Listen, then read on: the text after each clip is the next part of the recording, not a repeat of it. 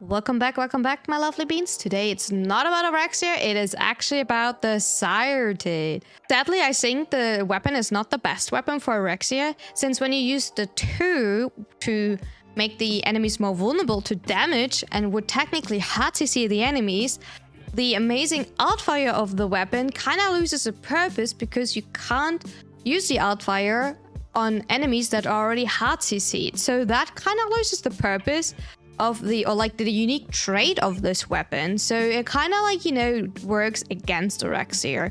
But it's still a really interesting weapon, and we are going to deep dive into this weapon and see what we can actually, get out of it and which builds are possible and what would be nice to work with. Scyotid is the newest secondary that got added together with Oraxia. It is auto, semi-auto mixture weapon where you throw your projectile. It has innate toxin damage and punch through. The interesting thing about this weapon is the old fire. The old fire throws out a web which pulls in enemies. The amount of enemies is based off your multi-shot but is not affected by fulmination. It starts with a multi-shot of 4, which means it pulls in 8 enemies in a fixed radius of 15 meters. So here's the thing, it is a grouping tool that should be great. Better than Ensnare or Nautilus, right? Yes and no. First things first, talking about Ensnare. Ensnare is Korra Subsume. You're pulling enemies up to 20 meters towards the enemy you casted Ensnare, binding them for 15 seconds. You need to use your helmet slot for it. Advantage here is Ensnare works on acolytes and you can use the secondary you want. Nautilus tool to group enemies is Cordon. Cordon forces enemies within 30 meters of the target into a cluster with a 15-second cooldown. While the grouping of Nautilus feels inconsistent and can be sometimes a bit wonky, the advantage here is that Nautilus is your sentinel, so you can do 2 jobs at once, grouping and priming. Because here's the big thing, while on paper the Scyotid has a high status chance, and with additional modding it sounds like a good primer, the Outfire doesn't apply status chance to all enemies catched in a web, only to the enemy that is a direct targeted one, if you even hit one, because technically you can even fire on the floor and trigger the web to group enemies. This way you would only trigger the innate toxin damage, which kinda forces the Scyotid in a single target primer. In addition to that, if enemies are already hard CC'd from other abilities, for example like Koran, Oraxia or Nether, you can't CC them with your weapon. Same as usual, everything with Overguard ignores your web. Besides that, if we are going back to the topic of grouping, how many enemies can we actually catch? Besides the classic modding of multi-shot with the help of either barrel diffusion or armor gun barrel diffusion, how can we get even more multi-shot out of this weapon? First things first, we could trigger the passive or devolution of Evensong. Killing with Evensong grants us additional 35 multi-shot for 30 seconds, or we could use Octavia's Metronome for another 30% multi-shot bonus. That would bring us up to 13.8 multi-shot. Since I assume that gets rounded down, we are at 13 multi-shot, so 26 enemies being pulled in. Also interesting fact about the Outfire. Since it can't crit, it can't consume Enervate stacks, but it still can build them up. So if you prefer running Enervate on your setup, it would be a nice way to build up your first 1 or 2 stacks. For builds, we have a wide variety. First things first, a classic corrosive deadhead build. Obviously, we're running Prime Target Cracker and Prime Pistol Gambit. I'm running Galvanized Diffusion and Galvanized Shot. We're running Prime Convulsion, but keep in mind the weapon has innate toxin, so that will combine with the Prime Conversion for corrosive. So it actually matters where in your order the Prime Convulsion is if you want to mod any other element. Important here, I'm adding one additional element, that is Magnetic Might. Magnetic Might is already like a combined element, so it will not combine with the toxin. If you would now add heat, for example, that heat would combine with Prime Convulsion. So if you want to add, for example, heat on this weapon and run corrosive heat, you would actually find the spot to have on this build toxin, electric, and heat. We have Prime Conversion, which will work with the innate toxin. We have Magnetic Might for magnetic, which will help us with Overguard, and extra crit damage, and multi-shot, which will still allow us to have a little bit more multi-shot for the Outfire and the additional fire rate, which makes it more comfortable to run. And here we are running Galvanized Crosshair, which gives us extra headshot crit chance multiplier when aiming for 12 seconds. And critical chance when aiming for 12 seconds, that stacks up. That is really interesting to get a lot of crit, which brings us close to 100%. That's really nice with the headshot multiplier from Deadhead. And here the corrosive build, I'm grouping, and then, we are hitting some headshots. In the beginning, it maybe sounds a little bit wonky simply because you will not have dead head stacks. I think that is absolutely normal. Try to find the squishy enemies in the beginning and then try to hit some headshots. Not always easy, I will not say that, but it will be easier over time. A more interesting build, because we have a grouping ability innate in this weapon, is a Merciless Blast setup. I personally want to run Merciless for the base damage, and then we're running Lethal Turret for the multi-shot and the fire rate. We're running Galvanized Diffusion for more multi-shot, because as we learned, we want to have a lot of multi-shot for the alt fire.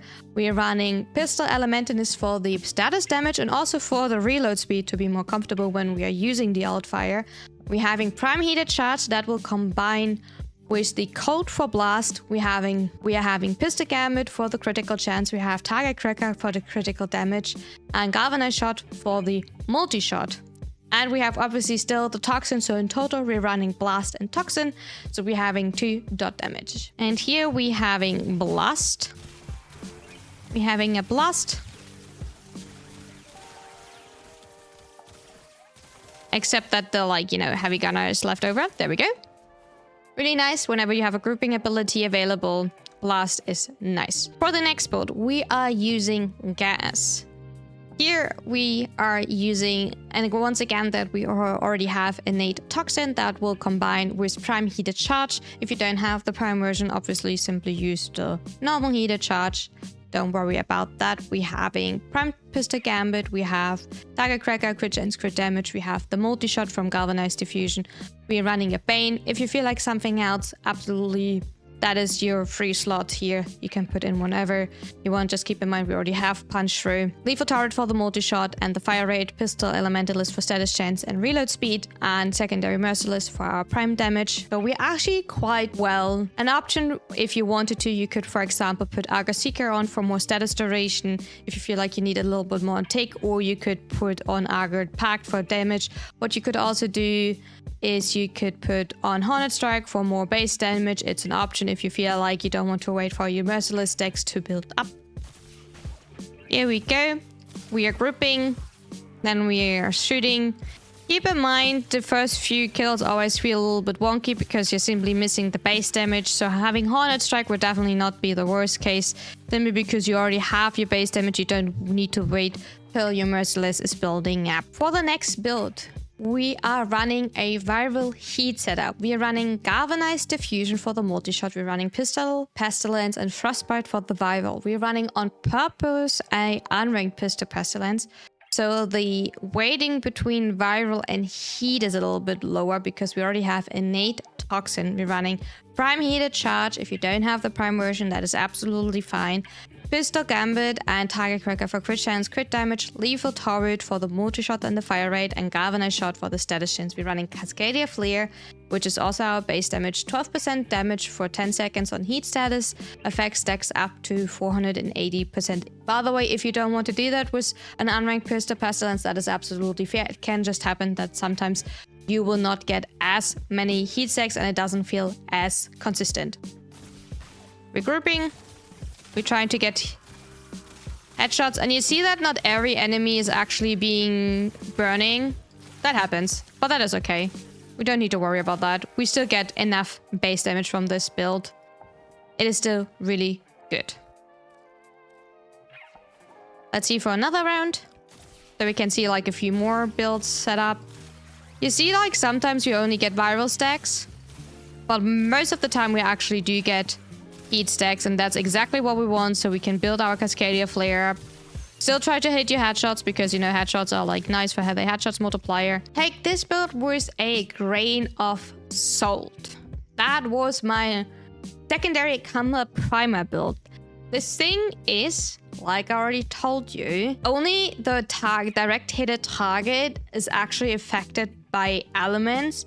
Every other enemy that is affected by the web only gets the toxin damage. So this one would technically be a mixture out of utility weapon to, you know, get affected by the web and single target primering. So I would say, since we do not hit higher multi-shot, every other build would technically be better than this. We're running Armagan Barrel Diffusion, Lethal Turret, Argo Seeker for more status duration, Prime Quick Draw because we want to use our web quite a lot, so we want to have a more, you know, reload speed. Twisted Pestilence, Frostbite for Viral to make, enemies technically, when they're affected by Viral, they are taking more damage. Magnetic Might to get over through the Overguard, and Sure Shot for more status damage. Why are we running not Galvanized Diffusion? Simply because we're not meant to kill, so we would not trigger the second half of the Galvanized Diffusion. Same with Galvanized Shot. And now I want to show you what I want to show you. It's a little bit tricky to see, but I'm pretty sure you can see it. So we have one enemy that we're hitting directly. All of the rest will not be affected. You see that? The enemy in the front is the one that is affected by elements. You see that there's electric and viral. All of the rest are not affected. If I shoot this one now... Oh, I lost him. He was affected by viral. All of the rest is only toxin. You see what I mean? He's affected by magnetic. All of the rest not. So, only one enemy is affected. Only the enemy that I directly hit is getting a status effect. All of the other not. So that is the issue. Why technically this weapon is not worth it. You can obviously shoot at them like that. Then absolutely, especially with the punch through. It's not a bad primer, right? But the web is not a primer. And that's the sad thing. Thank you so much for watching, my lovely beans. I hope you enjoyed it. Let me know what you think about the secondary. Have you built it? Have you used it? And see you next time. And see you on Twitch. Don't forget to like and subscribe. And have a wonderful weekend. Bye-bye.